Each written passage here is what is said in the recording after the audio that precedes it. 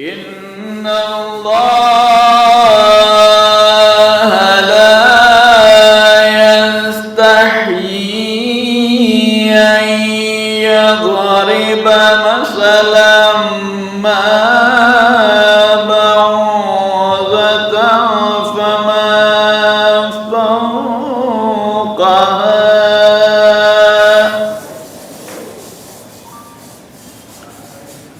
فأما الذين آمنوا فيعلمون أنه الحق من ربهم وأما الذين كفروا فيقولون ماذا أراد الله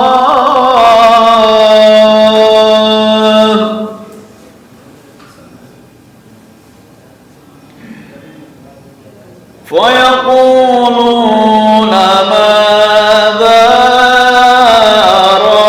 أراد الله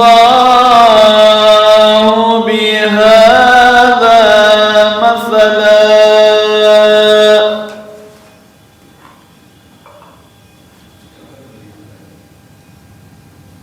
يضل به كثيرا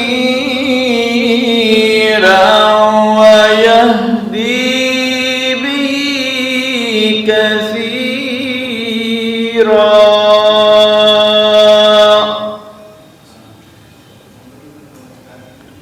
وما يضل به إلا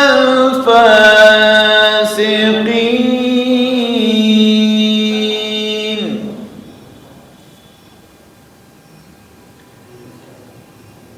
الذين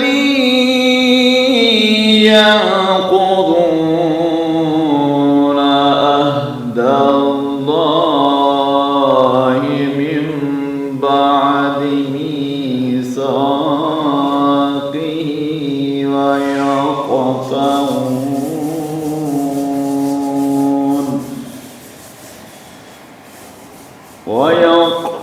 ويقطعون ما أمر الله به أن يوصل ويفسدون في الأرض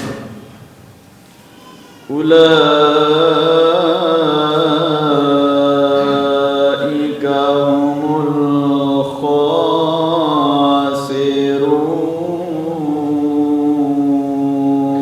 الخاسرون صدق الله العلي العظيم وصدق رسوله النبي الكريم اللهم صل على محمد وآل محمد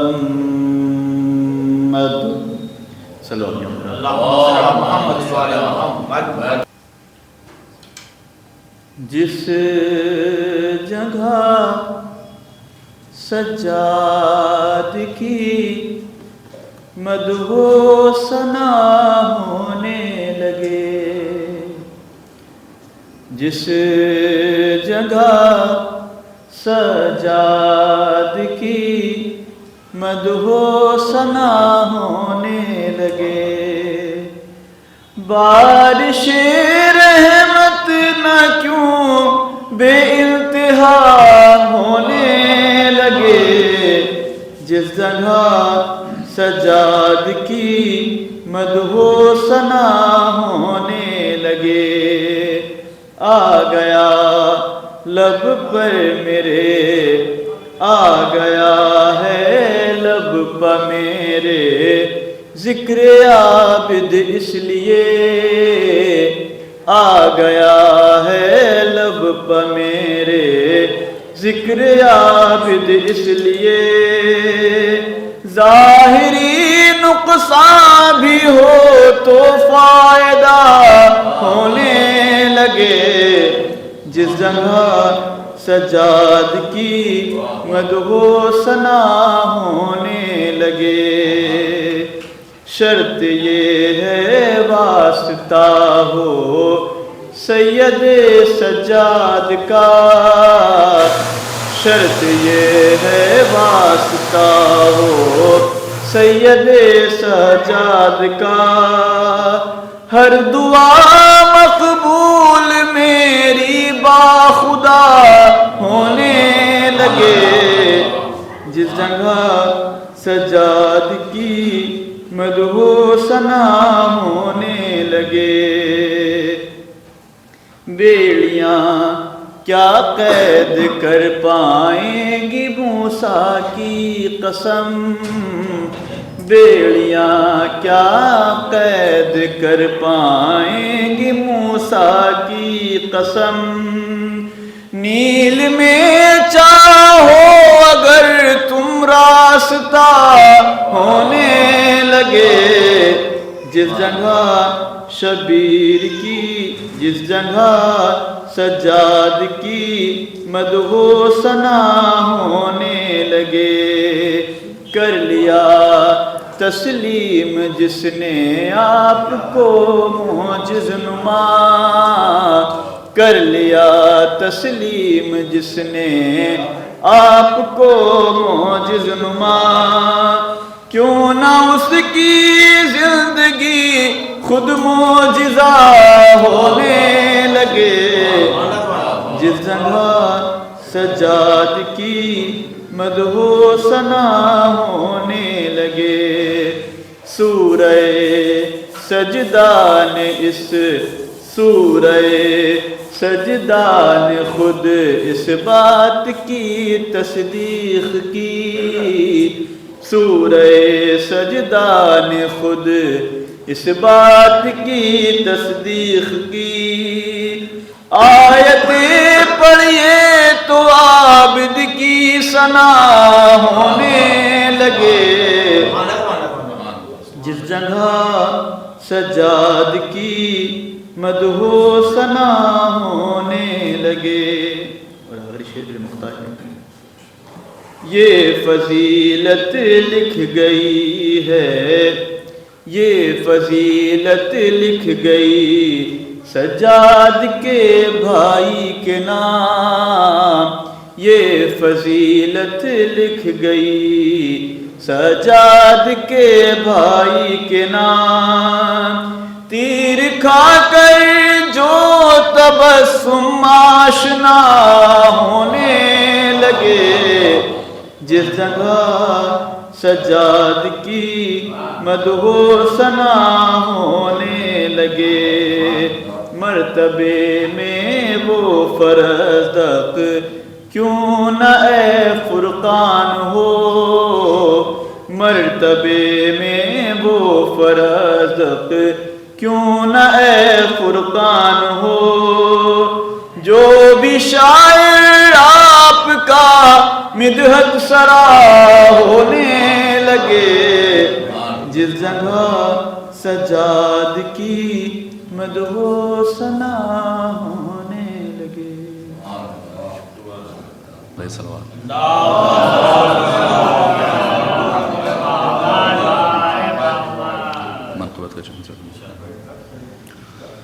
نہ بھول کر بھی کبھی تم کسی کی بات کرو،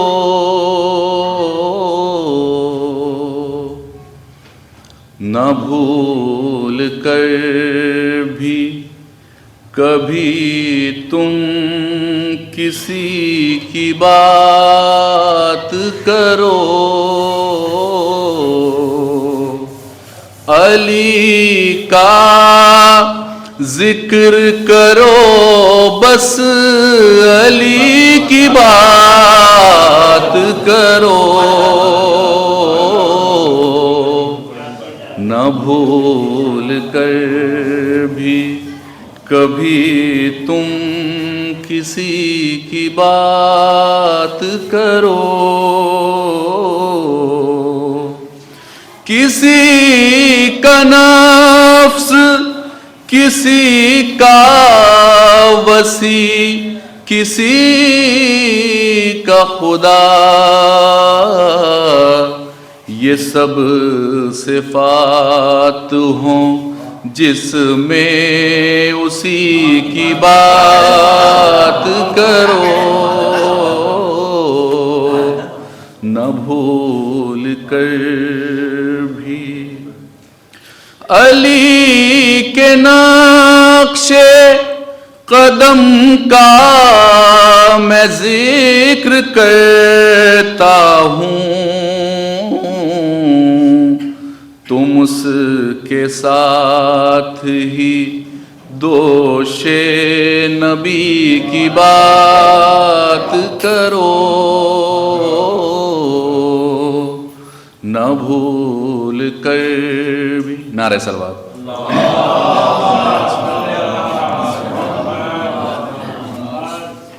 نہ بھول کر بھی اور لحد میں میری اندھیرا ہو غیر ممکن ہے، لحد میں میری اندھیرا ہو غیر ممکن ہے، جہاں علی ہوں وہاں روشنی کی بات کرو، جہاں علی ہوں ازل سے ساقیے کوثر سے ہوں میں وابستہ، نہ میرے آگے کسی تشنگی کی بات کرو، نہ بھول کر بھی سرے نیاز جھکا دو علی کی چوکھٹ پر، ارے غرور و ناز سے پھر بندگی کی بات کرو، اور یہ بھی دیکھیں بتا رہے خاص فرشتوں کیسا سوال و جواب تربت میں، فرشتوں کیسا سوال و جواب تربت میں، اب آ گئے ہو تو بیٹھو علی کی بات کرو، اب آ گئے ہو تو بیٹھو علی کی بات کرو، سمجھ میں آنا سکے گا کبھی علی کا مقام، نہ اس طرح کبھی دیوانگی کی بات کرو، نہ بھول کر بھی نعرہ صلوات،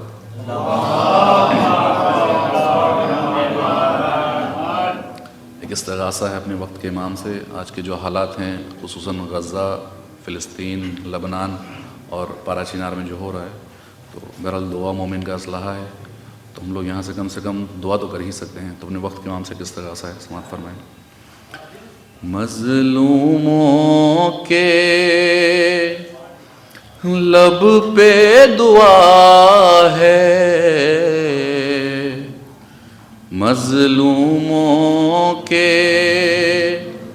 لب پہ دعا ہے، صاحب دوران آ جاؤ، حق حق والوں پر ظلم و جفا ہے، صاحب دوراں آ جاؤ، منہ کھولے ہر سمت قضا ہے، صاحب دوراں آ جاؤ، یا مہدی ادرکنا، یا مہدی ادرکنا، یا مہدی ادرکنا۔ ارے ساری دنیا نوح کنا ہے، آپ کی غیبت میں مولا، قاتل کو قاتل کی امان ہے، آپ کی غیبت میں مولا، محروموں پر وقت کڑا ہے، صاحب دوراں آ جاؤ، مظلوموں کے لب پہ دعا ہے، صاحب دوراں آ جاؤ، اور ہر جاں جنگجو ہر سو فوجیں، جنگ و جدل کا ساما ہے، شعلہ افشاں بندوقیں ہیں، اور ان کی زد پر انسان ہیں، ہر جاں غم کا باب نیا ہے، صاحب دوراں آ جاؤ، اور ذاکر اور ممبر بکتا ہے، بکتی ہے دستار و عبا، باطل زرداروں کے آگے جھکتی ہے دستار و عبا، مومن کا مشکل جینا ہے، صاحب دوراں آ جاؤ، مظلوموں کے لب پہ دعا ہے، صاحب دوراں آ جاؤ۔ جہاں میں ثانی قرآن کوئی کتاب نہیں، جہاں میں ثانی قرآن کوئی کتاب نہیں، او علی بھی ایک ہے ان کا کوئی جواب نہیں، علی بھی ایک ہے ان کا کوئی جواب نہیں، وہ لحد میں پھیل گیا بو تراب کا جلوہ،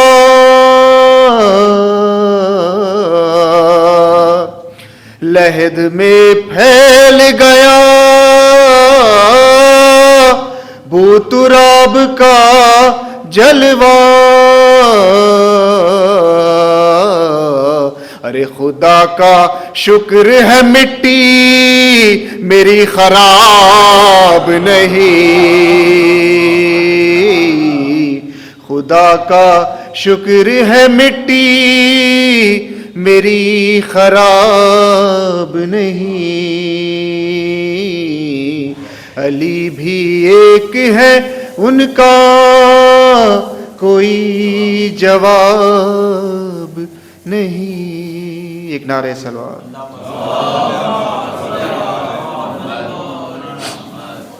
دین احمد کے پاسباں سجاد،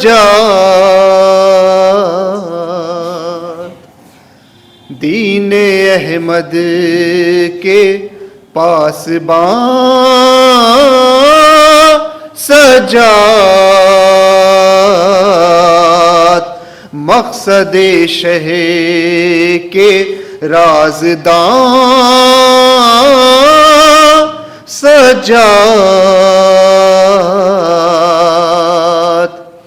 وہ تیرے نقش قدم کو حسرت سے تیرے نقش قدم کو حسرت سے ارے تکتا رہتا ہے آسمان سجاد، تکتا رہتا ہے آسمان سجاد. وہ جتنی مدح ہے حسین کرتا ہوں، جتنی مدح ہے حسین کرتا ہوں، ارے اتنا ہوتے ہیں مہربان سجاد، اتنا ہوتے ہیں مہربان سجاد. وہ ڈوب جاتا سفینہ اسلام،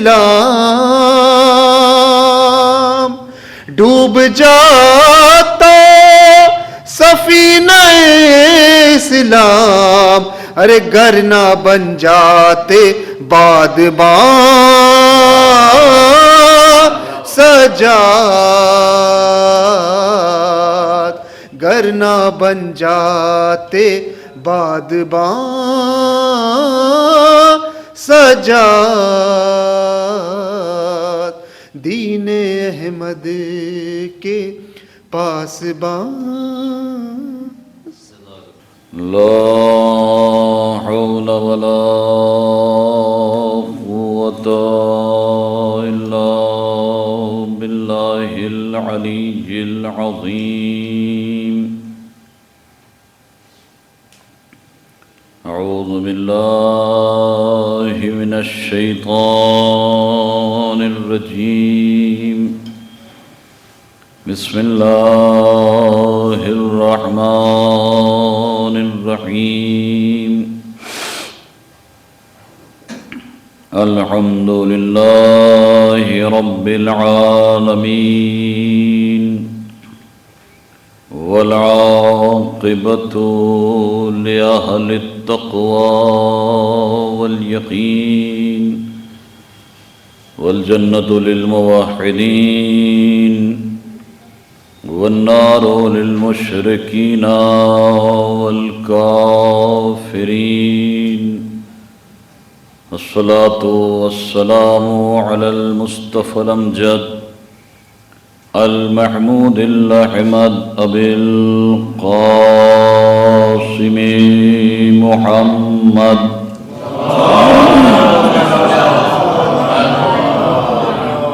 وعلى أهل بيته الطيبين الطاهرين المعصومين المظلومين، ولعنة الدائمة على أعدائهم ومنكري فضائلهم وغاصبي حقوقهم أجمعين من يومنا هذا إلى قيام يوم الدين. أما بعد فقد قال رسول الله صلى الله عليه وآله وسلم: فاطمة بضعة مني. صلوات پڑھیں محمد.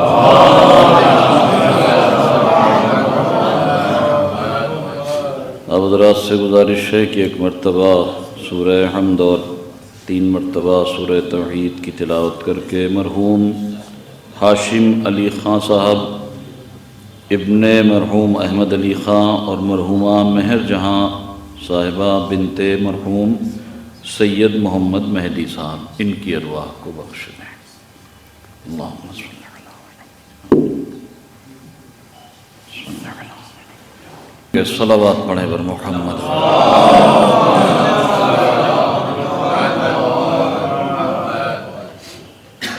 عزیزوں، یوں تو ایصال ثواب کے حوالے سے 2 مرحومین کے اسماء آپ کے گوش گزار کیے گئے، لیکن جیسا کہ مجھے بتایا گیا تھا کہ ایک خاتون کی برسی کی مجلس ہے. ایام عزائے فاطمیہ ایک وہ تاریخ کہ جس میں احتمال شہادت ہے شہزادی کا، وہ گزر چکی ہے ایک روایت کے اعتبار سے، اور ایک وہ تاریخ جسے ہمارے علماء نے زیادہ معتبر مانا ہے، وہ چند دن کے بعد آنے والی ہے. ان ایام میں زیادہ تر عزائے فاطمیہ کے حوالے سے مجالس ہوتی ہیں، اور چونکہ ایک خاتون کے ایصال ثواب کی مجلس ہے، ایک کنیز سیدہ کی برسی کی مجلس ہے، لہذا میرے لحاظ سے اس مجلس کے لیے ذات شہزادی سے بہتر کوئی اور ذکر نہیں ہو سکتا. لہذا میں نے نبی کریم کی زبان مبارک سے نکلے ہوئے مقدس اور بابرکت فقروں کی تلاوت سے اپنے وجود کو مشرف کیا ہے. اللہ کا حبیب ارشاد فرما رہا ہے: فاطمۃ بضعۃ منی. فاطمہ میرا ٹکڑا ہے، میرا جز ہے. عزیزوں، یہ حدیث آپ نے علماء اور خطبہ کی زبانی بارہا سنی ہوگی، ہر سال سنتے ہیں اور انشاءاللہ آئندہ بھی سنتے رہیں گے.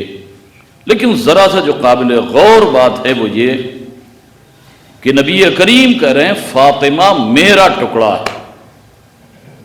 نبی کریم نے یہ نہیں کہا فاطمہ تو بضعۃ جسمی، فاطمہ میرے جسم کا ٹکڑا ہے، یا فاطمہ تو بضعۃ قلبی، فاطمہ میرے قلب کا ٹکڑا ہے، یا فاطمہ تو بضعۃ الروحی، فاطمہ میری روح کا ٹکڑا ہے. حالانکہ آپ بہتر جانتے ہیں، صاحبان علم صاحبان فہم میرے سامنے تشریف فرمائیں.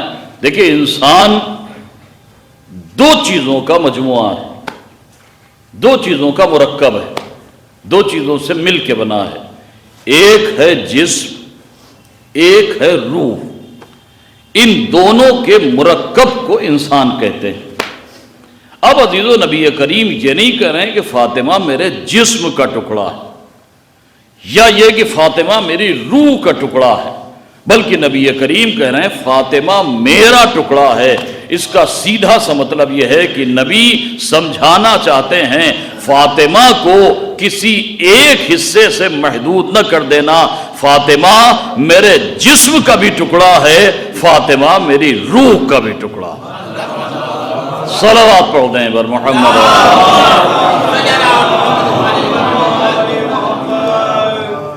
فاطمہ ذرا صحیح سے دیکھیں بھائی، اسے ذرا صحیح کر دیں. صلوات پڑھیں بر محمد والے. ٹھیک ہے، بہتر.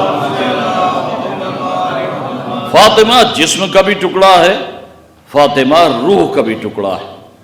انسان 2 چیزوں کا مرکب ہے، ایک ہے جسم، ایک ہے روح. اور دیکھیں، اسی اعتبار سے جو انسان کے کمالات ہوتے ہیں وہ بھی 2 طرح کے ہیں. کچھ کمالات جسمانی ہوتے ہیں، کچھ کمالات روحانی ہوتے ہیں۔ ہر انسان کے اندر دو طرح کے کمالات پائے جاتے ہیں، کچھ روحانی کمالات، کچھ جسمانی کمالات۔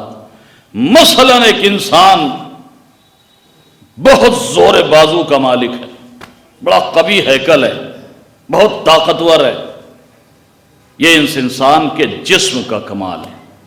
ایک انسان قوت شامہ بہت زیادہ رکھتا ہے، بہت دور سے مہک سونگھ لیتا ہے، یہ بھی اس کے جسم کا کمال ہے۔ ایک انسان دیکھنے کی بڑی قوت رکھتا ہے، 2 کلومیٹر کی چیز سے صاف نظر آ جاتی ہے، اس کے جسم کا کمال ہے۔ ایک انسان کانوں سے بہت دور کی آوازیں سن لیتا ہے، یہ بھی اس کے جسم کا کمال ہے۔ ایک انسان بھاگنے میں بڑا ماہر ہے، دوڑتا بہت تیز ہے، یہ اس کے جسم کا کمال ہے۔ لیکن اسی کے مقابلے پر ایک انسان بڑا متقی ہے، بڑا پرہیزگار ہے، بڑا عبادت گزار ہے، بڑا خوف خدا رکھتا ہے، یہ اس کے جسم کا کمال نہیں ہے، یہ اس کے روح کا کمال ہے۔ ایک انسان بڑا سچا ہے، کبھی جھوٹ نہیں بولتا، تو یہ صداقت جسم کا کمال نہیں ہے، یہ روح کا کمال ہے۔ ایک انسان عزیزوں سے بڑی محبت کرتا ہے، بڑی غربا پروری کرتا ہے، غربا کی مصیبت دیکھ کے غمزدہ ہو جاتا ہے، یہ اس کے جسم کا کمال نہیں ہے، یہ اس کی روح کا کمال ہے۔ میرے عزیزوں، کمالات تو دونوں انسان کے ہیں، لیکن فرق یہ ہے کہ یہ جسمانی کمالات، چاہے وہ بازوؤں کی قوت ہو، چاہے وہ دیکھنے کی طاقت ہو، چاہے سننے کی طاقت ہو، چاہے سونگھنے کی طاقت ہو، یہ سارے کمالات ہیں تو انسانی کمال، لیکن عزیزوں ان کا نقص یہ ہے کہ یہ بس اسی وقت تک ساتھ دیتے ہیں جب تک سانسوں کی آمد و رفت جاری ہے، جب تک پتلیاں متحرک ہیں، جب تک دل دھڑک رہا ہے، جب تک اعضاء و جوارح حرکت کر رہے ہیں۔ لیکن ادھر سانسوں کی آمد و رفت تھمی، ادھر پتلیوں کی حرکت رکی، ادھر دل کی حرکت رکی، ادھر اعضاء و جوارح ساکت ہوئے، ادھر یہ زندگی کا تار ٹوٹا۔ اب قوت بازو چاہے جتنی ہو یہ کام آنے والی نہیں ہے، سونگنے کی طاقت چاہے جتنی ہو سب بیکار ہو گئی، سننے کی طاقت چاہے جتنی ہو بیکار ہو گئی، دوڑنے میں چاہے جتنا ماہر ہو اب یہ دوڑنے کی طاقت مددگار نہیں ہے۔ یہاں سے جسمانی کمالات کا سفر ختم ہو گیا، اب روحانی کمالات کا سفر شروع ہوتا ہے۔ اب یہاں سے صداقت کام آئے گی، اب تقوی کام آئے گا، اب پرہیزگاری کام آئے گی، اب عبادت کام آئے گی، اب محبت اہل بیت کام آئے گی۔ میرے عزیزوں، عقل مند وہی ہے جو جسمانی کمالات سے زیادہ روحانی کمالات پر زور دے، اس لیے کہ جسمانی کمالات تو فقط زندگی کا ساتھ ہیں، لیکن روحانی کمالات کا کمال یہ ہے کہ یہ دنیا میں شخصیت میں نکھار پیدا کرتے ہیں، آخرت میں جنت کی ضمانت بن جایا کرتا۔ صلوات پڑھ دیں۔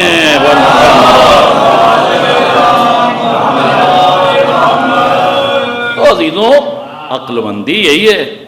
ٹھیک ہے، میں یہ نہیں کہتا ہوں کہ جسم کے اوپر دھیان نہ دے، نہیں، صحت بنائیے، حکم بھی ہے شریعت میں، اچھی صحت کا مالک ہونا بہت اچھی بات ہے، لیکن زیادہ توجہ، جتنی توجہ جسم کے کمالات پر دے رہے ہیں اس سے زیادہ توجہ روح کے کمالات پہ دیجیے۔ جسم کی صحت ضروری ہے لیکن بس اسی وقت تک ساتھ دے گی ہے جب تک زندگی کا تار جڑا ہوا ہے، لیکن اگر روح بیمار ہو گئی تو پھر یقین جانی آخرت کی منزلیں بہت سخت ہیں۔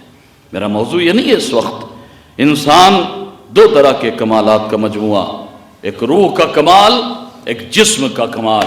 تو جب ہر انسان دو طرح کے کمالات کا مجموعہ ہے تو اس کا مطلب اللہ کے نبی کے اندر بھی دو طرح کے کمالات تھے، کچھ کمالات جسمانی کمال تھے، کچھ کمالات روحانی کمالات تھے۔ مثلا نبی کریم کے جسم سے ہمیشہ خوشبو آتی تھی، یہ میرے نبی کے جسم کا کمال تھا۔ نبی کے سر پر ہمیشہ ابر سایہ کیے رہتا تھا، یہ میرے نبی کے جسم کا کمال تھا۔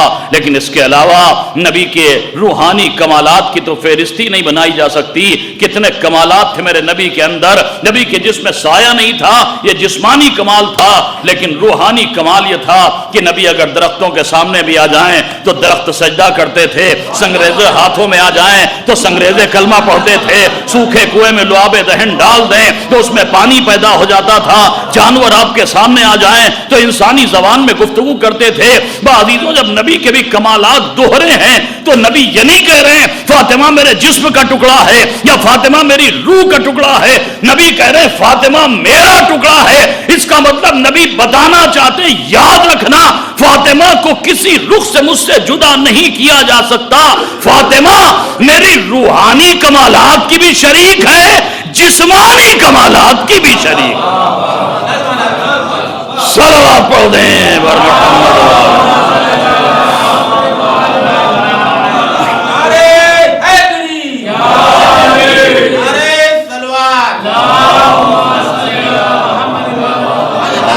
میرا ٹکڑا ہے۔ اب جو کچھ نبی سے منسوب ہوگا فاطمہ اس کمال میں نبی کی شریک ہے۔ اور دیکھیں یہ حدیث جو آپ کو میں نے سنائی ہے بطور عنوان بیان پیش کی ہے، یہ فقط ایسا نہیں ہے کہ بس ہمارے شیعہ علماء نے لکھا ہے، نہیں، اہل سنت کی کتابوں میں متعدد جگہ بار بار آپ کو یہ حدیث ملے گی کہ نبی کریم نے ارشاد فرمایا فاطمہ تو بضعۃ منی، اور باقاعدہ علماء نے اس کے لیے ایک واقعہ لکھا ہے کہ کب نبی کریم نے یہ حدیث ارشاد فرمائی۔ خود اہل سنت کی کتابوں میں بھی یہ واقعہ آپ کو مل جائے گا تواتر کے ساتھ۔ مسجد النبوی ہے، اصحاب کا مجمع، نبی کریم اصحاب کے درمیان خطبہ دے رہے ہیں۔ خطبہ دیتے دیتے نبی کریم نے ایک عجب سوال کیا۔ تاریخ کہتی ہے نبی کے لبوں کو جنبش ہوئی اور نبی کریم فرماتے ہیں ایھا الناس، اے لوگوں بتاؤ، ایو شیء خیر للنساء، اے لوگوں بتاؤ عورت کے لیے سب سے بہتر شے کیا؟ اللہ اکبر۔ جیسے نبی کریم نے سوال کیا، تاریخ کہتی ہے مجمع پر خاموشی، کوئی جواب نہیں ملتا۔ اچھا صفت یہ ہے کہ اسی مجمع میں میرا مولا بھی موجود ہے، تاریخ صریحاً لکھ رہی ہے کہ اسی مجمع میں میرا مولا بھی موجود تھا، لیکن نبی کے ہر سوال کے جواب میں یہ کہہ کے اٹھنے والا انا یا رسول اللہ کا میں جواب دوں، آج میرا مولا بھی خاموش ہے۔ اب کوئی یہ نہ سمجھ لے کہ معاذ اللہ علی کو جواب آتا نہیں تھا، نہیں میرے عزیزوں، مدینۃ العلم سے سوال ہو اور باب مدینۃ العلم کو جواب نہ آتا ہو، یہ تو صاحب عقل میں آنے والی بات نہیں ہے، یہ تو ہو ہی نہیں سکتا، یہ تو ناممکن ہے، یہ تو بالکل ناممکن ہے۔ لیکن مصلحتاً میرا مولا خاموش ہے، اس لیے کہ میرے مولا کو معلوم ہے آج جواب کسی اور کو دینا ہے، اور یہی نہیں کہ میرا مولا خاموش ہے۔ تاریخ کہتی ہے علی ایک مرتبہ مجمع کے درمیان سے اٹھے، جیسے ہی نبی نے سوال کیا ایو شیء خیر للنساء، عورت کے لیے سب سے بہتر شے کیا ہے؟ میرا مولا درمیان سے اٹھا، اور اٹھنے کے بعد ایک مرتبہ اٹھے مجمع سے اور گئے کہاں کا؟ بیت الشرف میں۔ اب جو لوگ حج بیت اللہ سے مشرف ہو چکے ہیں، مدینے کی زیارت کر چکے ہیں، وہ بہتر جانتے ہیں، ظاہر سی بات ہے میرے مولا کو کوئی 1 کلومیٹر 2 کلومیٹر تو اٹھ کے جانا نہیں تھا۔ جو لوگ جا چکے ہیں، زیارت کر چکے ہیں، وہ جانتے ہیں یہ منبر رسول ہے، یہ ریاض الجنہ ہے، اور یہ وہ مقام ہے ادھر جہاں میرے مولا کا دروازہ ہوا کرتا تھا مسجد میں۔ بعزیزوں یہیں سے میرے مولا کے فضائل کا ایک عجیب رخ ہے۔ دیکھیں بات کو آگے بڑھانے سے پہلے ذرا سا وہ رخ تو آپ کے سامنے بیان کر دوں۔ یہ منبر رسول ہے، یہ ریاض الجنہ ہے، یہ مسجد النبی میں میرے مولا کا دروازہ ہوا کرتا تھا۔ بعزیزوں میرے مولا کے فضائل کا عجیب رخ ہے کہ کائنات میں اللہ کے 2 سب سے عظیم گھر ہیں، ایک خانہ کعبہ ہے، ایک مسجد النبی ہے۔ میرے مولا کا کمال یہ ہے کہ مسجد نبی میں بھی علی کا دروازہ، خانہ کعبہ میں بھی علی کا دروازہ۔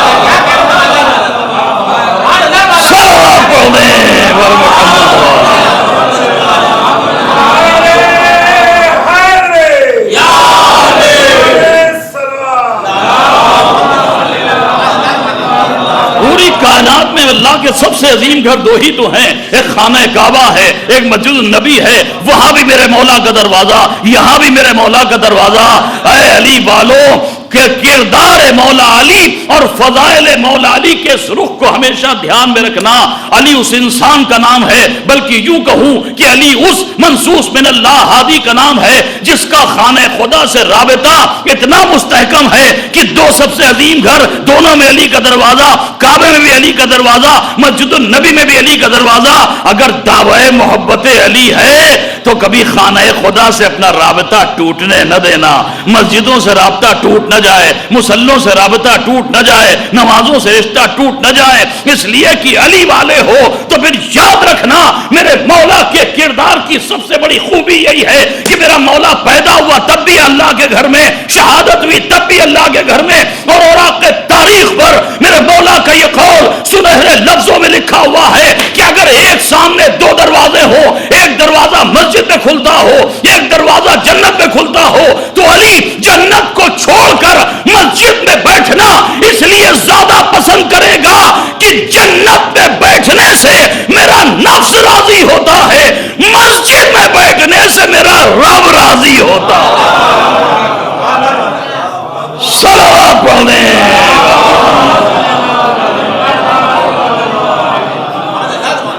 تو جس کا مولا ایسا ہو، اس کا کوئی چاہنے والا مصلوں سے دور ہو جائے، نمازوں سے دور ہو جائے، مسجدوں سے دور ہو جائے، یہ محب علی کی شان ہرگز نہیں ہو سکتی.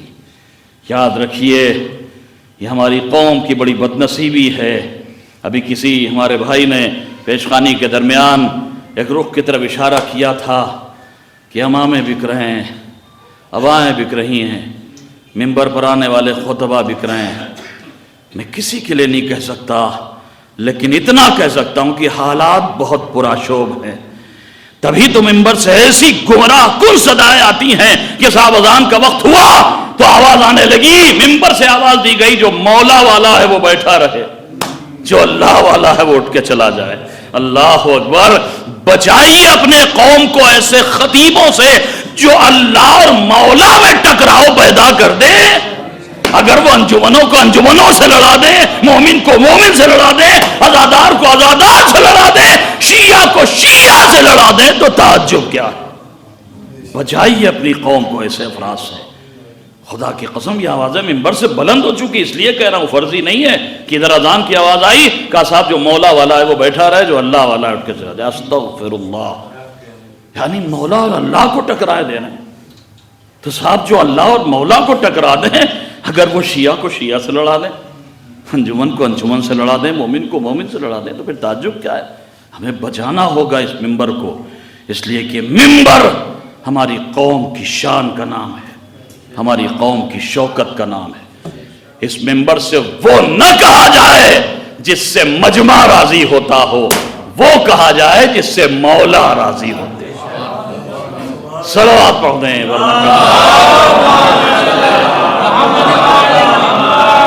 تو صاحب تاریخ کہتی ادھر نبی کریم نے سوال کیا ایو شئین خیر للنساء.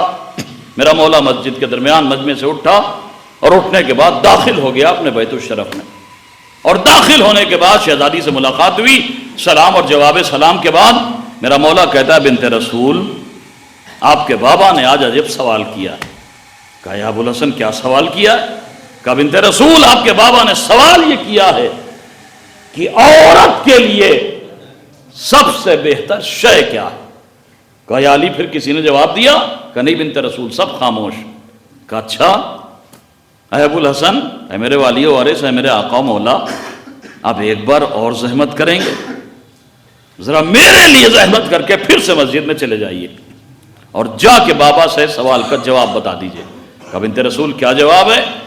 کہا ابو الحسن جائیے میرے بابا سے کہہ دیجئے کہ عورت کے لیے سب سے بہتر شے یہ ہے کہ نہ کوئی نامحرم اسے دیکھنے پائے، اللہ اکبر، نہ وہ کسی نامحرم کو دیکھنے پائے.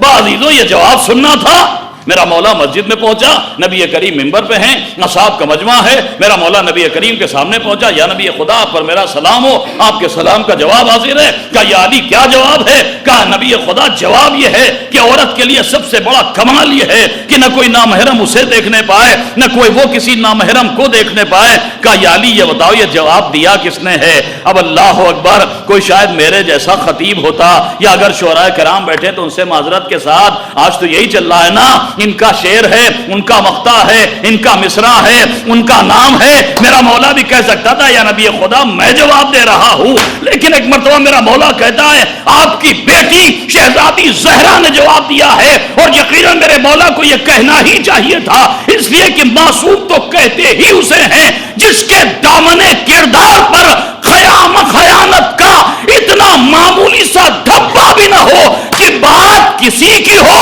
منسوب کسی اور سے کی جا رہی ہو۔ صلوات پڑھ دیں بر محمد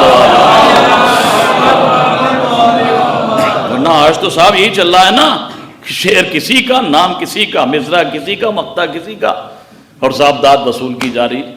لیکن جیسے ہی نبی کریم نے پوچھا یا علی یہ جواب دیا کس نے؟ کہا یا نبی خدا آپ کی بیٹی لخت جگر آپ کی شہزادی زہرا نے جواب دیا ہے۔ تاریخ کہتی ہے جیسے ہی میرے مولا نے یہ کہا کہ آپ کی بیٹی زہرا نے جواب دیا ہے، میرا نبی منبر سے کھڑا ہو گیا، اور کھڑا ہونے کے بعد مسکرا کے کہتا ہے زہرا کو تو یہ جواب دینا ہی چاہیے، اس لیے کہ فاطمہ تو بضعۃ منی، فاطمہ میرے ٹکڑے کا نام ہے، فاطمہ میرے جز کا نام ہے۔ صلوات پڑھ دیں۔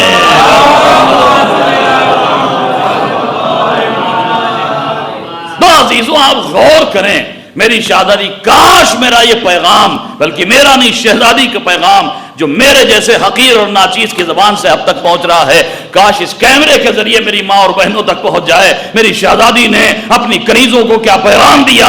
اگر کنیزی سیدہ کا دعویٰ ہے تو یاد رکھو تمہارے لیے کمال یہ ہے کہ نہ کوئی نامحرم تمہیں دیکھنے پائے، نہ کوئی محرم تمہیں دیکھنے پائے۔ لیکن بات کو آگے بڑھانے سے پہلے ہاتھوں کو جوڑ کے اپنے بھائیوں سے، اپنے جوانوں سے بھی کہنا چاہتا ہوں، فقط خواتین کے لیے سن کے خوش نہ ہو جائیے گا کہ دیکھیے خواتین کے لیے شہزادی نے کیا پیغام دے دیا۔ نہیں، اسی پیغام میں آپ کے لیے بھی پیغام مضمر ہے۔ اگر خواتین کا کمال یہ ہے کہ نہ وہ کسی نامحرم کو دیکھیں، نہ نامحرم انہیں دیکھنے پائیں، تو آپ تو مرد ہیں، آپ کے لیے تو بدرجہ اولا ضروری ہے کہ اپنی نظروں کو نامحرم چہروں سے بچاؤ، اس لیے کہ اگر ملکہ تطہیر کی غلامی کا دعویٰ ہے تو پھر حق غلامی یہ ہے جسم کی طہارت بھی ضروری ہے، روح کی طہارت بھی ضروری ہے۔ صلوات پڑھ دیں۔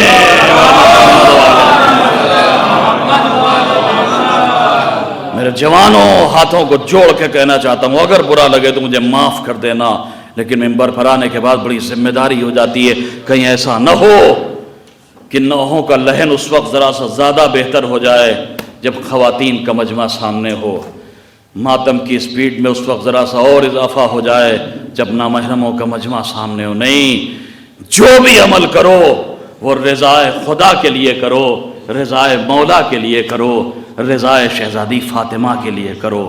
فاطمہ راضی ہو جائیں گی، ان اللہ یرضا لرضاک، حدیث رسول ہے، اے فاطمہ جس سے تو راضی اس سے اللہ راضی۔ جو کچھ بھی کرو وہ رضائے خدا کے لیے کرو، رضائے فاطمہ کے لیے کرو، رضائے مولا کے لیے کرو۔ ایسا نہ ہو کہ شیطان اس طرح سے قلوب پر قبضہ کر لے کہ عبادت عزاداری جیسی ہو رہی ہو، لیکن شیطان کو خوش کرنے والے خیالات دل میں پیدا ہو رہے ہوں۔ اس لیے کہ یہ عبادت، یہ عزاداری، یہ فرش، یہ بڑی متبرک جگہ ہے۔ یہاں پر آنے کے بعد ذہنیتوں کو بھی پاک ہونا چاہیے، فکروں کو بھی پاک ہونا چاہیے، خیالات کو بھی پاک ہونا چاہیے، اس لیے کہ آپ جانتے ہیں یہ عزاداری کیا ہے۔ کہ یہ عزاداری اس میرے مولا حسین کی یادگار ہے جو سارے انبیاء سے افضل ہے، اللہ نبی کریم کے 1,23,000 انبیاء سے افضل ہے۔ انہی انبیاء میں ایک نبی جناب ابراہیم ہے، ایک نبی جناب اسماعیل ہیں، جن کی یاد میں آج حج کی عبادت ہوتی ہے۔ اب عزیزوں جو لوگ حج بیت اللہ کرنے جا چکے ہیں وہ جانتے ہیں کہ حج میں جو لوگ جاتے ہیں ان کے لیے شرط کیا ہے.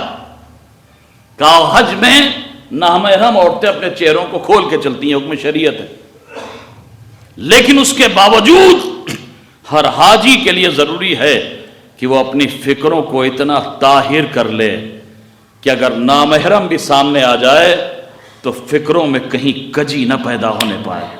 اگر پیدا ہو گئی تو پھر حج کی عبادت کتنی برباد ہوتی ہے.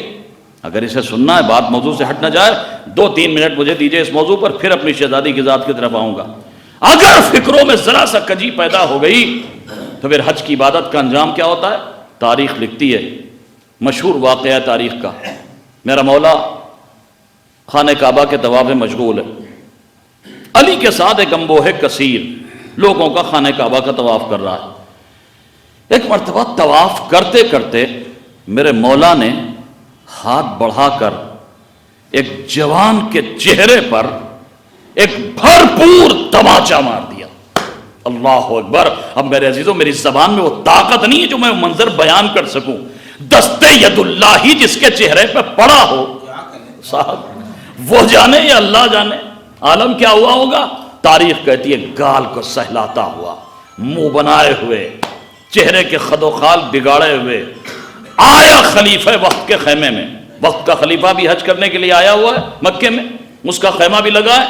یہ پہنچا وہاں اور پہنچنے کے بعد کہتا خلیفہ صاحب آپ میرے اور علی کے درمیان انصاف کر دیجئے. کہا کیا ہوا؟ کہا خلیفہ صاحب علی نے میرے منہ پر درمیان طواف ایک تماچا مار دیا. اچھا علی نے تماچا مار دیا؟ کہا ہاں. قاصد بھیجا گیا، میرے مولا کو بلوایا گیا. میرا مولا خلیفہ وقت کے خیمے میں داخل ہوا. عزیزوں تاریخ نے عجیب منظر بیان کیا. ادھر سے میرا مولا خیمے میں داخل ہوا، ادھر جج کی کرسی پر بیٹھا ہوا وقت کا حاکم اٹھ کے کھڑا ہو گیا. تاریخ کا یہ پہلا ایسا کیس ہے. معاذ اللہ اپنے مولا کے لیے تو وہ لفظ کہتے ہوئے مجھے خوف سا محسوس ہوتا ہے، لیکن بہرحال اس وقت جھوٹا ہی صحیح میرے مولا پر الزام ہے کہ مولا نے ظلم کیا ہے.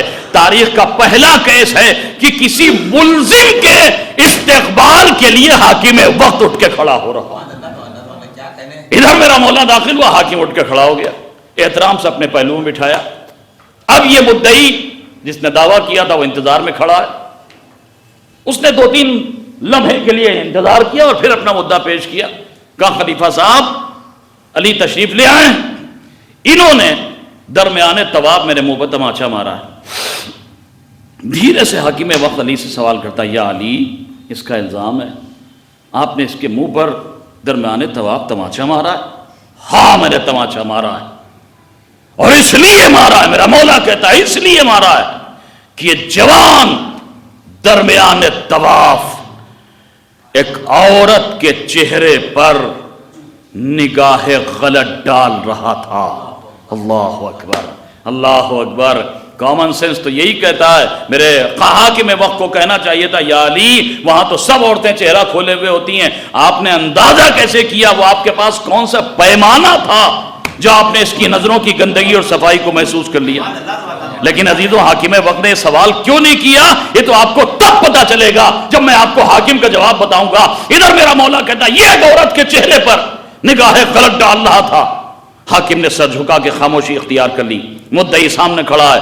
1 منٹ 2 منٹ 3 منٹ جب کافی دیر گزر گئی ایک مرتبہ 2 قدم آگے بڑھ کے کہتا خلیفہ صاحب اب تو آپ انصاف کیجئے، اس لیے کہ اب تو علی نے اقرار بھی کر لیا کہ انہوں نے میرے منہ پر تماچا مارا ہے. حاکم پھر خاموش. اس نے پھر 2-4 منٹ انتظار کیا، پھر اس نے اپنا دعویٰ پیش کیا. آخر اب آپ انصاف کیوں نہیں کرتے؟ انہوں نے تو اقرار بھی کر لیا. جب اس نے بار بار کہا کہ آپ میرے اور علی کے درمیان انصاف کیجئے، میں ایک مرتبہ حاکم وقت سر کو جھٹک کر عجب مجبوری اور لاچاری کے عالم میں عجب جملہ کہتا ہے شخص وائے ہو تجھ پر، ارے تو مجھ سے اور علی کے درمیان انصاف کرنے کے لیے کہہ رہا ہے، اب میں کیا انصاف کروں؟ عین اللہ نے دیکھا ہے، ید اللہ نے مارا ہے. صلوات پڑھ دیں.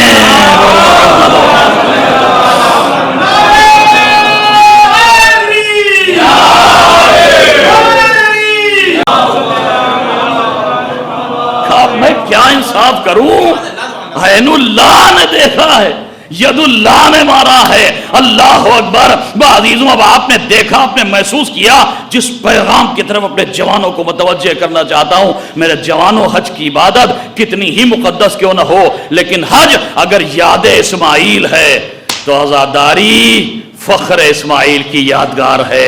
اگر علی کی نظروں میں حج کرنے والے کی فکر اتنی طاہر ہونا چاہیے، تخیلات اتنے طاہر ہونا چاہیے، ذہنیت اتنی طاہر ہونا چاہیے کہ کسی نامحرم کی طرف نگاہ غلط نہ جائے، تو یاد رکھنا عزاداری فخر اسماعیل کی یادگار ہے. یہاں آنے کے بعد فکر کو طاہر کر کے آؤ، ذہنوں کو طاہر کر کے آؤ، خیالات کو طاہر کر کے آؤ، قلوب کو طاہر کر کے آؤ. ایسا نہ ہو کہ عزاداری کے فرش پر تو آ جاؤ، فاطمیہ تو ہو جائے، ملکہ تطہیر کی عزا تو ہو جائے، لیکن عزاداری بھی ہو، مکاری بھی ہو، عزاداری بھی ہو، عیاری بھی ہو، عزاداری بھی ہو، باطل سے یاری بھی ہو، عزاداری بھی ہو، مذہب سے غداری بھی ہو، دین سے غداری بھی ہو. نہیں، یاد رکھنا اگر عزا کے فرش پہ آ رہے ہو تو پھر یاد رکھنا دعوی عشق گر، عشق میں سچائی ہو، ذکر مولا ہے تو پھر فکر بھی مولا ہی ہو. صلوات پڑھ دیں.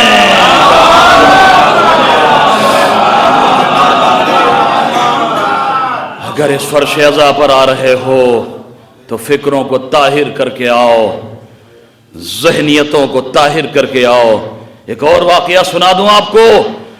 معصوم کی نظروں میں اگر عبادت میں کہیں سے فکروں میں کجی آ جائے تو پھر انسان کا انجام کیا ہوتا ہے؟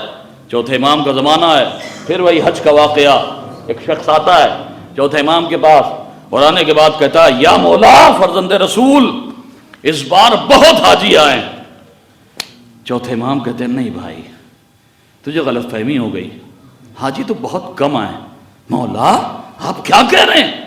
پورا مکہ حاجیوں سے چھلک رہا ہے، ہر طرف حاجی حاجی ہیں، بہت حاجی آئے. امام کہتے ہیں، نہیں بھائی تجھے غلط فہمی ہو گئی، بہت کم حاجی ہیں، بہت تھوڑے سے حاجی ہیں. مولا آپ کیا کہہ رہے ہیں؟ میں ان آنکھوں سے دیکھ کے آیا ہوں، پورا مکہ چھلک رہا ہے حاجیوں سے. ایک مرتبہ میرے مولا نے 2 انگلیاں اٹھائیں، آنکھوں سے نہیں ذرا ان سے دیکھ. اب جو اس نے انگلیوں کے درمیان دیکھا تو عجیب عالم ہے. ہر طرف حیوان، ہر طرف جانور، ہر طرف درندے، ہر طرف چوپائے. انسان تو وہ انگلیوں پر گننے بھر کے، مولا یہ کیا دیکھ رہا ہوں؟ یہاں تو انسان انگلیوں پر گننے بھر کے، یہ تو سب جانور ہیں، یہ تو حیوان ہیں، یہ تو درندے ہیں، یہ تو چوپائے ہیں. میرا مولا کہتا ہے یہی ان کی اصلی شکلیں ہیں. اب عزیزو جملہ کہوں، دنیا تعجب نہ کرے کہ میرے مولا کی انگلیوں نے شکلیں کیسے دیکھ لی، اما جس کے دادا کی ذوالفقار نسلیں دیکھ لے. اگر پودے کی انگلیاں شکلیں دیکھ لے تو تعجب کیا. صلوات پڑھ دیں.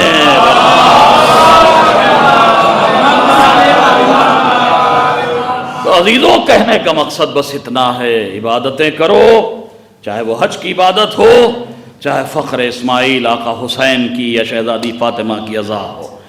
فکروں کو طاہر رکھنا، تخیلات کو پاک کر کے آنا، یہ ملکہ تطہیر کا فرش ہے، یہ ملکہ تطہیر کی فرش عزا ہے. یہ اس کا فرش عزا ہے جس کے دروازے کا مقابلہ انبیاء ما سبق سے بھی نہیں کیا جا سکتا. آپ کو یہ نہ کہہ دیں کہ جوش خداوت میں تو جو چاہیں آپ جملہ کہہ کے گزر جائیں. کہاں وہ معصوم انبیاء اور آپ کہہ رہے ہیں شہزادی فاطمہ کے در سے ان انبیاء کا مقابلہ نہیں ہو سکتا. نہیں، دعویٰ ہے تو دلیل بھی دوں گا کہ انبیاء کے در سے بھی میری شہزادی کے دروازے کا مقابلہ نہیں ہو سکتا. کیوں؟ آپ مجھے انصاف سے بتائیں. ایک سوال ہے آپ سے، اگر نبی کریم اس دنیا میں موجود ہوں اور ایک بیت الشرف ہو نبی کا جس میں نبی تشریف فرما اور اللہ جناب آدم کو بھی دنیا میں بھیج دے، آپ مجھے انصاف سے بتائیں، کوئی خطابت نہیں ہے، سب سے سوال ہے. اگر نبی کریم مثلا ایک گھر میں تشریف فرما ہو، ایک بیت الشرف ہو نبی کا، اور اللہ جناب آدم کو بھیج دے اور جناب آدم دنیا میں تشریف لے آئے، بتائیے دنیا میں آنے کے بعد جناب آدم کا سب سے پہلا عمل کیا ہوگا؟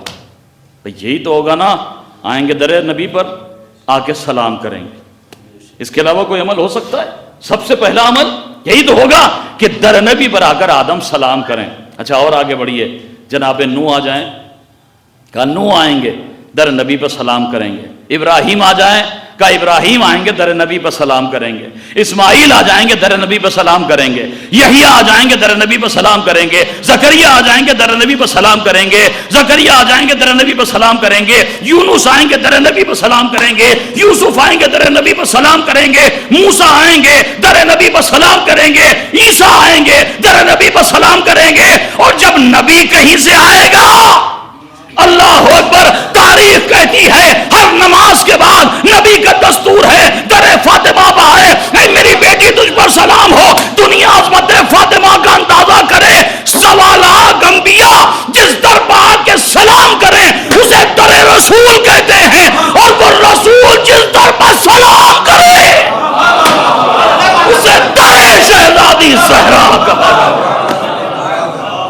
صلوات پڑھ دیں۔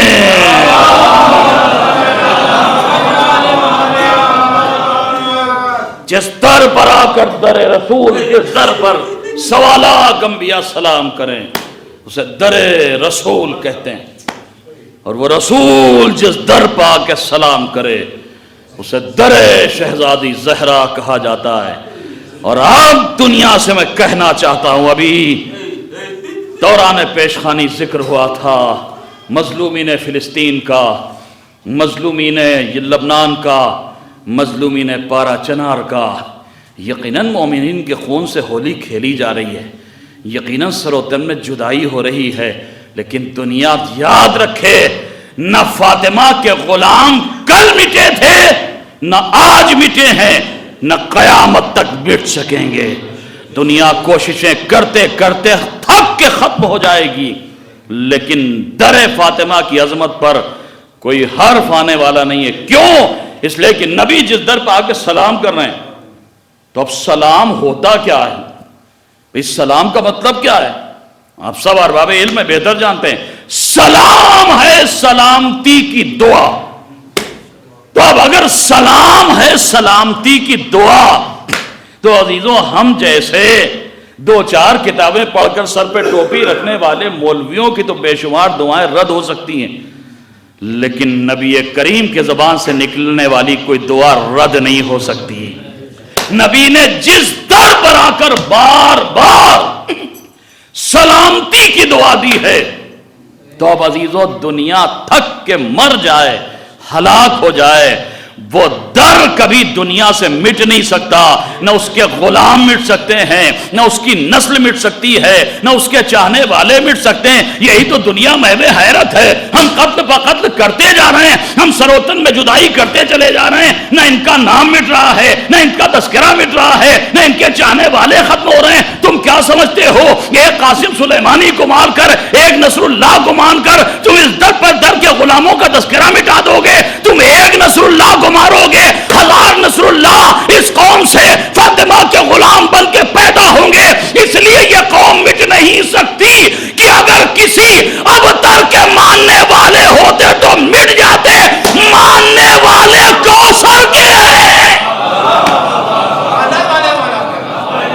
صلوات پڑھیں۔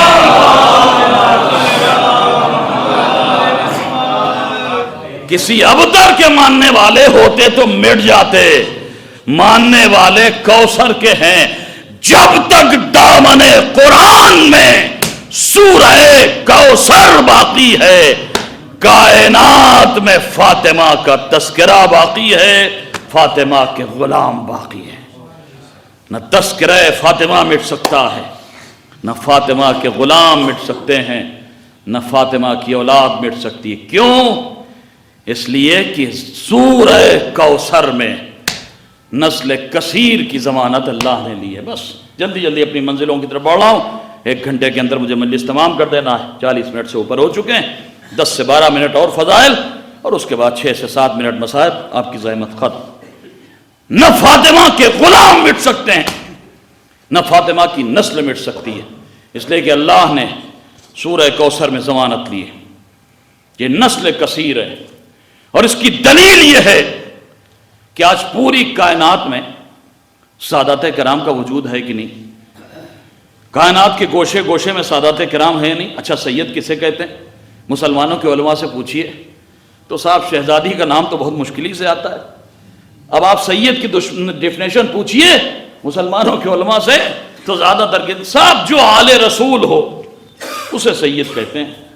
یہی ڈیفینیشن بیان ہوگی. آل فاطمہ تو بہت مشکل سے زبان پہ آتا ہے, جلدی سے یہی لفظ آتا ہے جو آل رسول ہے وہ سید ہے. اچھا صاحب آل رسول سید ہے تو اب جتنے دنیا میں سادات کرام ہیں ان سے ذرا پوچھئے. میں یہ نہیں کہتا کہ شیعہ سادات کرام, اہل سنت نہیں, بہت سے سادات کرام ہیں, آپ ان سے پوچھئے آپ سید ہیں؟ جی صاحب میں سید ہوں. اچھا صاحب ذرا سا اپنا شجرہ بتائیے کس کی نسل سے ہیں؟ مثلاً ایک رضوی صاحب, آپ سید ہیں؟ ہاں میں سید ہوں. کس کی نسل سے؟ کہا امام علی رضا علیہ السلام کی نسل سے. پھر اور آگے بتائیے. کہا امام علی رضا ساتویں امام کے بیٹے موسیٰ کاظم علیہ السلام کے, وہ چھٹے امام کے بیٹے, وہ پانچویں امام کے بیٹے, پانچویں امام چوتھے امام کے بیٹے, چوتھے امام تیسرے امام مولا حسین کے بیٹے, مولا حسین شہزادی فاطمہ کے بیٹے, جناب فاطمہ رسول کی بیٹی. لیجئے شجرہ مکمل ہو گیا. صاحب آپ کا میں آبدی سید ہوں. اچھا صاحب آپ چوتھے امام کی اولاد سے؟ جی. آپ ذرا بیان کیجئے کہ میں چوتھے امام کی اولاد سے, وہ پانچویں امام کے, وہ تیسرے امام کے بیٹے مولا حسین کے, مولا حسین شہزادی فاطمہ کے بیٹے, شہزادی فاطمہ رسول کی بیٹی, اس لیے میں آل رسول ہوں, سید ہوں. آپ کس نسل نے؟ کہا میں جعفری ہوں. وہ پانچویں امام کے بیٹے, وہ چوتھے امام کے, وہ تیسرے امام کے, تیسرے امام شہزادی فاطمہ کے بیٹے, شہزادی فاطمہ رسول کی بیٹی. صاحب آپ کا میں حسنی سادات ہوں, امام حسن علیہ السلام کی اولاد سے ہوں. میں امام حسن کی اولاد سے, امام حسن شہزادی فاطمہ کے بیٹے, شہزادی فاطمہ رسول کی بیٹی. یعنی کائنات میں جتنے سید ہیں ان سب کا سلسلہ نسب آخر میں جا کے شہزادی فاطمہ پر تمام ہوتا ہے. یہ جو دعویٰ ہوتا ہے نا کہ صاحب بیٹیاں تو اور تھیں, تو میرا ایک ہی سوال ہے, کیا سب کے سب دنیا سے لاولت چلی گئیں؟ ارے کوئی تو کائنات میں ایسا سید دکھاؤ جو یہ کہے کہ میں آل رسول تو ہوں لیکن آل فاطمہ نہیں ہوں, میرا تعلق کسی اور بیٹی سے ہے. اگر کائنات کا ہر سید آل رسول ہونے کے ساتھ آل فاطمہ ہے تو پھر ماننا پڑتا ہے سورہ کوثر کی اکلوتی مصداق کو شہزادی زہرا کہا. صلوات پڑھ دیں.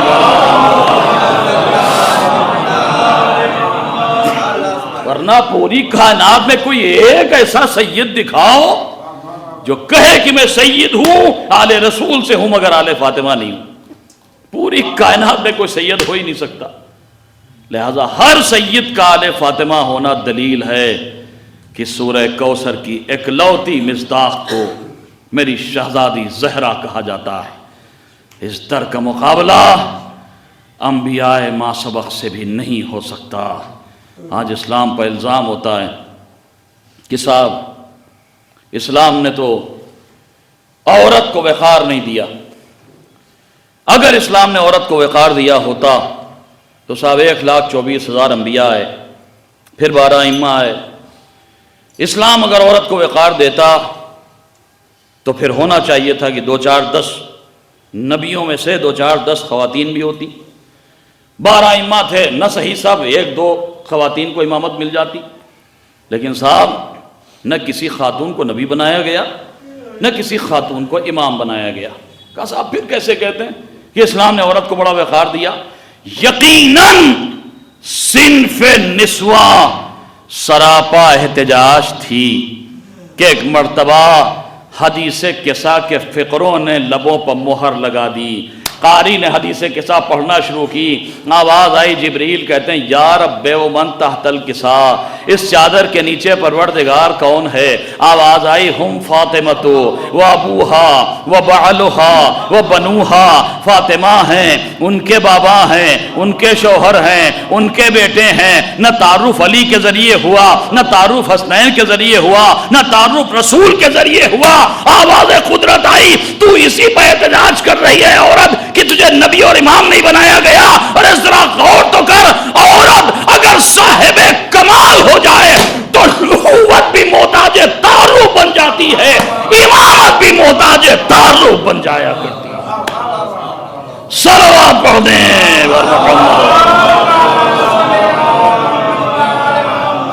عورت اگر باکمال ہو جائے تو نبوت بھی محتاج تعارف ہوتی ہے, امامت بھی محتاج تعارف ہوتی. بس آخری بات اور اب مسائل. آخر حدیث قصہ میں جو آپ سنتے ہیں، ادھر جبریل نے سوال کیا پروردگار چادر کے نیچے کون ہے؟ آواز آئی ہم فاطمہ تو و ابوہا و بعلہا و بنوہا، فاطمہ ہیں، ان کے بابا، ان کے شوہر، ان کے بیٹے۔ یا پروردگار، اے میرے مالک، نبی کریم افضل الناس ہیں، پھر نبی کریم کے بعد مولا علی کا مرتبہ سب سے بلند ہے، حسنین علیہ السلام جنت کے جوانوں کے سردار ہیں، سب ایک سے بڑھ کے ایک، کیا ان میں سے کسی کے ذریعے تعارف نہیں ہو سکتا تھا؟ تو نے آخر شہزادی ہی کے ذریعے تعارف کیوں کرایا؟ عزیزوں بس دو وجہیں سن لیجئے اور اپنے مسائل۔ پہلی وجہ، نبی کریم مولا علی حسنین کے ذریعے تعارف کیوں نہ ہوا، شہزادی کے ذریعے کیوں ہوا؟ دیکھیے دنیا میں انسانی رشتے دو طرح کے ہوتے ہیں، کچھ رشتے ڈائریکٹ ہوتے ہیں، کچھ رشتے انڈائریکٹ ہوتے ہیں۔ مثلا ماں باپ سے اولاد کا رشتہ، یہ ہے ڈائریکٹ رشتہ، اس میں درمیان میں کوئی اور نہیں ہے، بس ماں باپ اور ان کی اولاد۔ لیکن اسی کے مقابلے پر مثلا نانا کا نواسے سے رشتہ، ٹھیک ہے چاہے جتنی محبت ہو نواسے سے، لیکن بہرحال یہ رشتہ ڈائریکٹ نہیں ہے۔ کیوں؟ اس لیے کہ اگر یہ میری بیٹی کا بیٹا نہ ہوتا تو میرا نواسا کیسے ہوتا؟ درمیان میں بیٹی کی ذات آ گئی، یہ رشتہ ہے انڈائریکٹ۔ اسی طرح خسر کا داماد سے رشتہ، اب داماد صاحب چاہے جتنے عزیز ہوں خسر معظم کے لیے، لیکن بہرحال رشتہ ڈائریکٹ نہیں ہے۔ اگر میری بیٹی سے شادی نہ ہوتی تو یہ میرے داماد کہاں سے ہوتے؟ لہذا یہ رشتہ بھی انڈائریکٹ ہے۔ تو ماں باپ سے اولاد کا رشتہ ڈائریکٹ، زوجہ اور شوہر کا رشتہ یہ بھی ڈائریکٹ ہے، درمیان میں کوئی اور نہیں، صیغے پڑھ دیے گئے، وہ ان کی زوجہ یا ان کے شوہر، ڈائریکٹ رشتہ ہے، درمیان میں کوئی نہیں ہے۔ لیکن نانا اور نواسے کا رشتہ انڈائریکٹ، خسر اور داماد کا رشتہ انڈائریکٹ۔ اب عزیزوں اگر شہزادی فاطمہ کے علاوہ کسی کے ذریعے بھی تعارف ہوتا، مثلا نبی کے ذریعے تعارف ہوتا، تو نبی کریم کا شہزادی سے رشتہ ڈائریکٹ ہے، اس لیے کہ بیٹی ہیں، لیکن حسنین سے انڈائریکٹ، اس لیے کہ نانا ہے، درمیان میں شہزادی آ گئی۔ مولا علی سے انڈائریکٹ، اس لیے کہ داماد ہیں، درمیان میں شہزادی کی ذات۔ اور آگے چلیے مولا علی کے ذریعے تعارف ہوتا، حسنین ڈائریکٹ رشتہ، بیٹے ہیں، شہزادی فاطمہ ڈائریکٹ رشتہ، اس لیے کہ زوجہ ہیں، لیکن نبی کریم سے انڈائریکٹ، اس لیے کہ داماد اور خسر کا رشتہ ہے، درمیان میں شہزادی آ گئی۔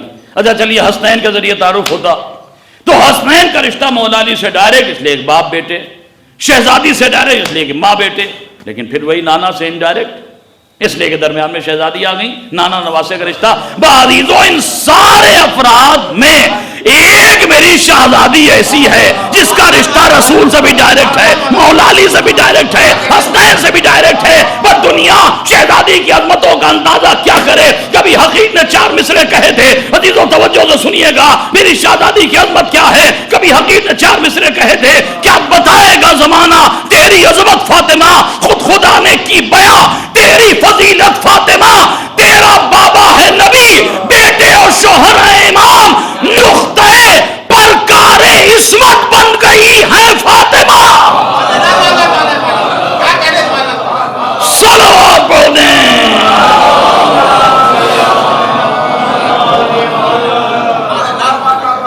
تیرا بابا ہے نبی، بیٹے اور شوہر ہیں امام، نقطہ پرکار عصمت بن گئی ہے فاطمہ۔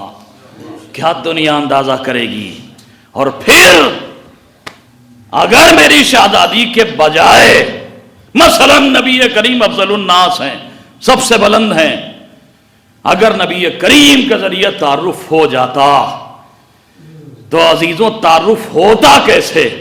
بھائی اگر شہزادی کے ذریعے تعارف ہوا تو جبریل کے جواب میں اللہ نے کیا کہا؟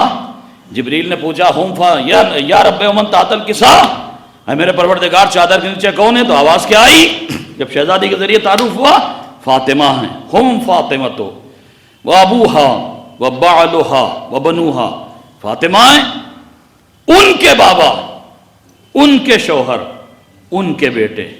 اب فرض کر لیجئے اگر نبی کریم کے ذریعے تعارف ہوتا، اس لیے کہ بہرحال افضل الناس ہیں، سردار انبیاء ہیں، پوری کائنات کے افضل ترین بشر نبی کریم.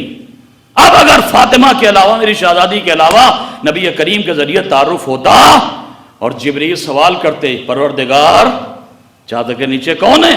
اب فرض کیجئے نبی کریم کے ذریعے اللہ تعارف کراتا تو کیا کہتا؟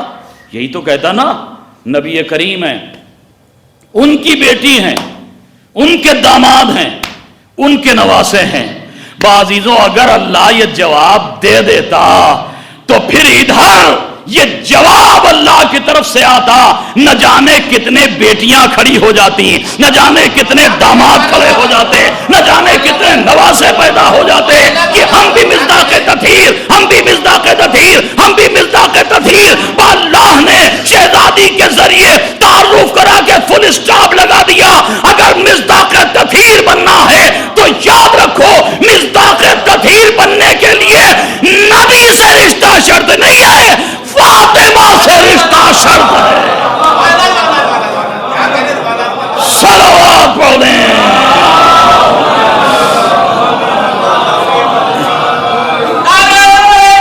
بلند آواز.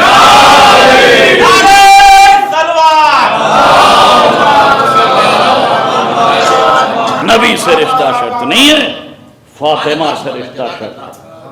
یاد رکھو اگر مصداق تطہیر بننا چاہتے ہو تو پہلے زہرا سے رشتہ ثابت کرو. اس در کے علاوہ